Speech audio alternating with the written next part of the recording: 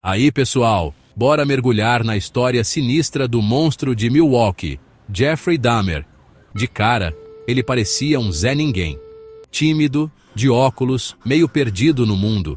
Ninguém, nem a pau, imaginaria a escuridão que fervia dentro dele.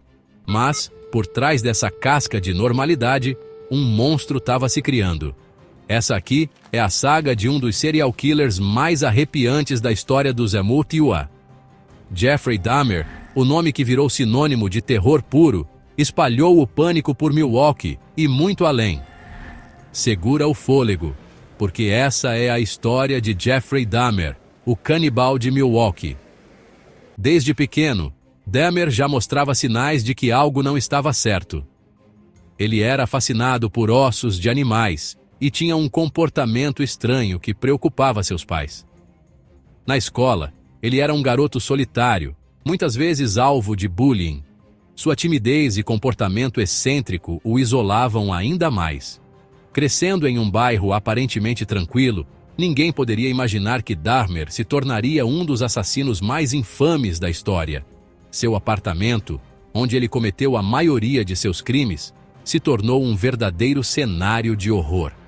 As histórias que emergiram de lá são de arrepiar.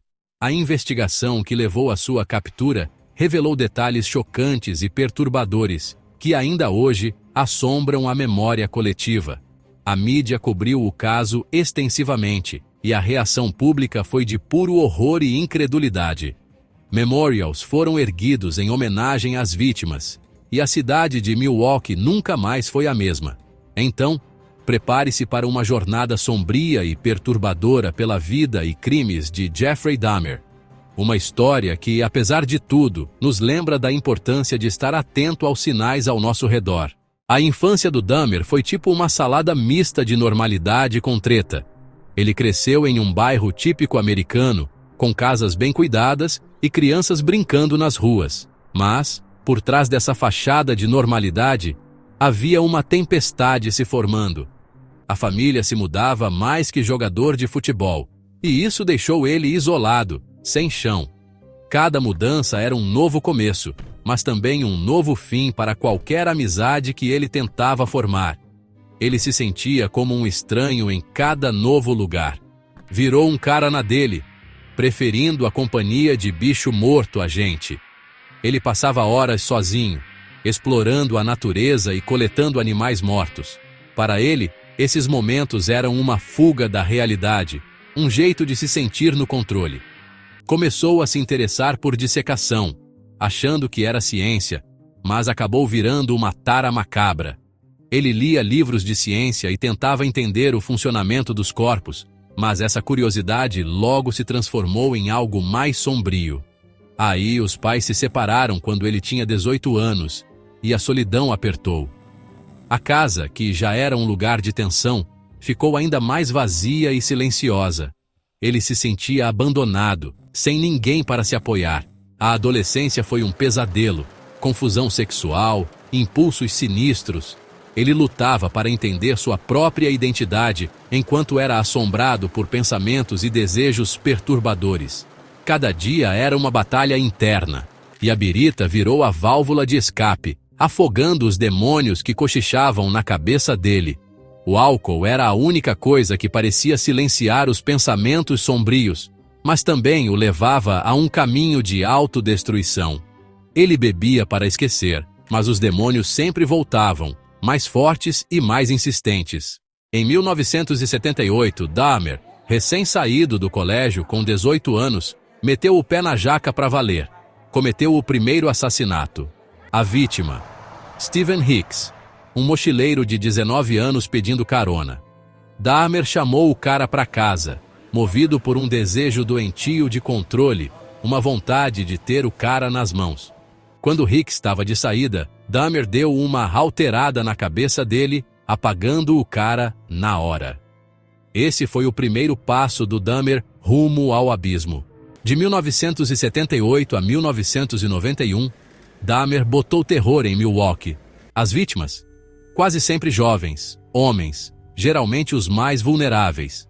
Ele engabelava os caras com promessa de grana, droga ou só uma companhia. e levava eles pro AP dele. Estrangulava as vítimas antes de fazer coisas que nem vou falar aqui. Necrofilia e canibalismo. E guardava lembranças mórbidas, tipo caveira e osso no apartamento. Os detalhes dos crimes dele, revelados no julgamento, deixaram o mundo de cabelo em pé. Em julho de 91, o reinado de terror do Dahmer acabou. Depois de anos de crimes horrendos, finalmente, a justiça começou a ser feita. A última vítima, Tracy Edwards, conseguiu se safar do apartamento com a algema pendurada no pulso. Ele correu pelas ruas, desesperado, até encontrar ajuda. Chamou a polícia na hora, que foi lá e prendeu o Dahmer. A ação rápida dos policiais foi crucial para impedir que mais vidas fossem perdidas. O que os policiais acharam no AP dele foi um cenário de filme de terror, daqueles que você não esquece. Havia restos humanos espalhados, fotografias perturbadoras e instrumentos de tortura. Dahmer confessou tudo, com detalhes que gelam a espinha. 17 jovens assassinados. Ele descreveu cada crime com uma frieza assustadora, sem mostrar remorso. O julgamento em 92 virou um verdadeiro circo midiático. A imprensa cobriu cada detalhe, e o público acompanhava com horror e fascinação. As famílias das vítimas buscavam justiça e respostas. Durante o julgamento, testemunhos emocionantes e evidências chocantes foram apresentados.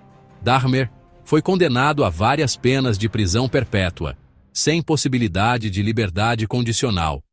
Na prisão, Dahmer enfrentou a ira dos outros detentos. Em 1994, ele foi assassinado por um colega de cela, encerrando de vez sua trajetória de horror. As consequências de seus atos deixaram marcas profundas nas famílias das vítimas e na sociedade. Até hoje, a história de Dahmer serve como um lembrete sombrio dos horrores que podem se esconder por trás de uma fachada comum. A história do Dahmer é um mergulho nos lugares mais sombrios da mente humana. Os especialistas acham que foi uma mistura de fatores que transformou ele num monstro: abuso sexual na infância, família desestruturada e aquela solidão corroendo tudo por dentro.